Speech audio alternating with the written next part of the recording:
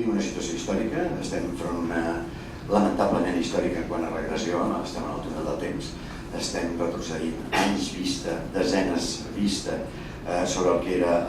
l'estat d'atenció a la salut i a la sanitat. Cada matí ens despertem amb un ensurt, és veure quina notícia és la del dia al respecte a les retallades sanitàries, que no tots són retallades, eufemisme per amagar el que és realment un atac frontal al sistema públic de salut, perquè aquesta retallada mesquina és incalculable. Per suposat en salut, però també, si volen comptar-ho amb diners, doncs també. Després de 30 anys de demostrar quina és l'eficiència, quina és l'eficàcia, quina és la solvència d'aquesta feina feta per aquestes entitats, en aquest moment discutir-los aquestes mesquindats miserables no suposen més que realment atacar i crear una situació d'expulsió d'atenció que es paga caríssim. Des de la perspectiva de salut pública, nosaltres fem una crida aquí a les societats científiques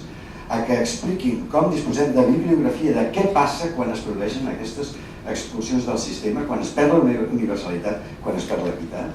Des de llavors la desaparició liquidada de prevenció primària, secundària i terciària, que és l'única, la millor de les vies per abordar el problema que ens ocupa, per tant és una brutalitat, és un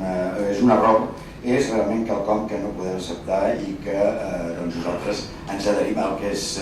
provoqui des de la societat civil i per suposat de les entitats que avui aquí ens ha cridat. Però el que he de fer és en principi negar la major. Nosaltres no som els ni les culpables del que està passant. Dues, no congreguem amb la inevitabilitat d'aquestes polítiques perquè el dèficit així ho obliga, no. La política és prioritzar i prioritzar vol dir que hi ha altres formes, i no m'extenc per un problema de temps, d'abordar aquests problemes sense aquest no sacrifici, sinó sobre aquest suïcidi col·lectiu que ens estan plantejant. Per tant, acabo, per un motiu legítim d'autodefensa, demanem a la societat civil a solidaritzar-se en la defensa d'aquests drets, en el manteniment d'aquests drets, en la continuïtat d'aquestes atencions i en les mobilitzacions que es proposen les companyes i els companys continuades fins a aconseguir una batalla que hem de guanyar o guanyar. Ens sembla que aquí s'està fent, per una banda,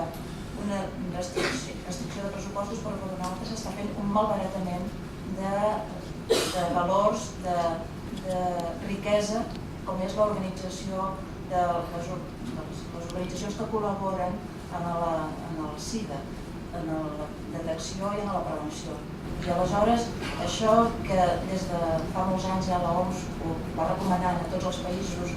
la necessitat d'aquesta participació de la societat és el que aquestes organitzacions han aportat, i aquesta riquesa i aquests sabers ara mancats hauran de passar a la sanitat, diguem-ne, organitzada, a la sanitat tècnica, que ni pot ni està preparada per fer-ho. Aleshores això, des del nostre punt de vista, en comptes d'equilibrar-ho, ara es desequilibrarà en perjudici de les dues formes d'atendre. Nosaltres el que fem sobretot és cridar a la societat civil que participi i a les societats científiques a que defensin el bon fer, el fer complet, en què serà impossible si no es manté un equilibri entre els determinants socials de la salut i el que ofereix la sanitat. Portem 2 anys amb una greu situació, i cada vegada és més greu, que d'alguna manera posa en evidència, i això és el que volem denunciar les entitats, posa en evidència la nul·la sensibilitat d'aquest govern respecte a les poblacions més vulnerables, en aquest cas a les persones que viuen amb el VIH. El comitè som les organitzacions, les ONGs de SIDA, que estem treballant arreu de Catalunya, que estem donant serveis durant aquests darrers 30 anys i que hem estat reconegudes per al propi conseller el dia 1 de desembre del 2011 com a transcendentals i com a pilars, insisteixo, com a pilars fonamentals de la resposta que ha de donar una societat enfront al VIH, enfront a aquesta epidèmia. Qui us parla, fa uns quants dies estava al costat del conseller escoltant les paraules que donava suport i que creia importantíssim la tasca que durant aquests 30 anys havien estat realitzant les entitats de SIDA. Uns dies més tard ens trobem amb la situació de la possibilitat de desmantellament de tot un sistema que ha fet l'èxit o el fracàs,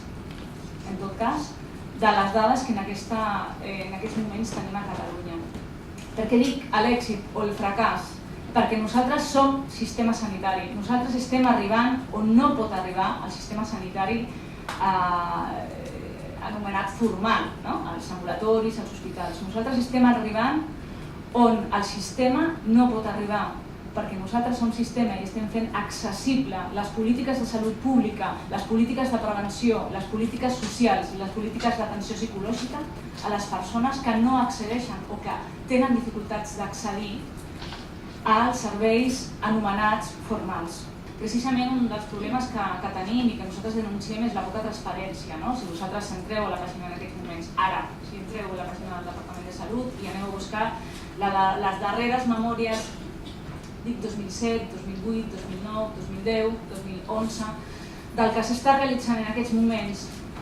en els diferents departaments de la Generalitat de Catalunya i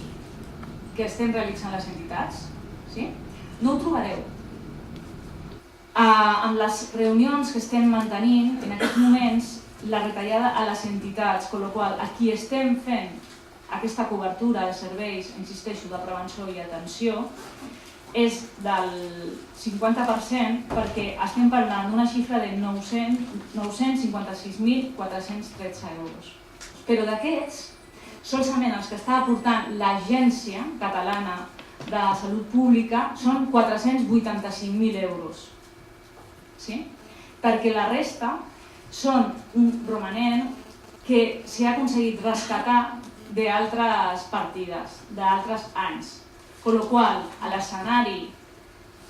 és absolutament dantesc, perquè significa no solament que en 2 anys s'ha retallat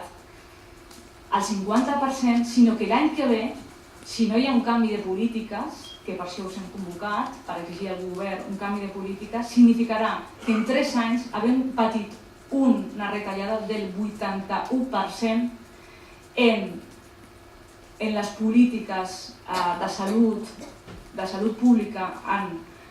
prevenció i assistència de la sida que estem realitzant les entitats.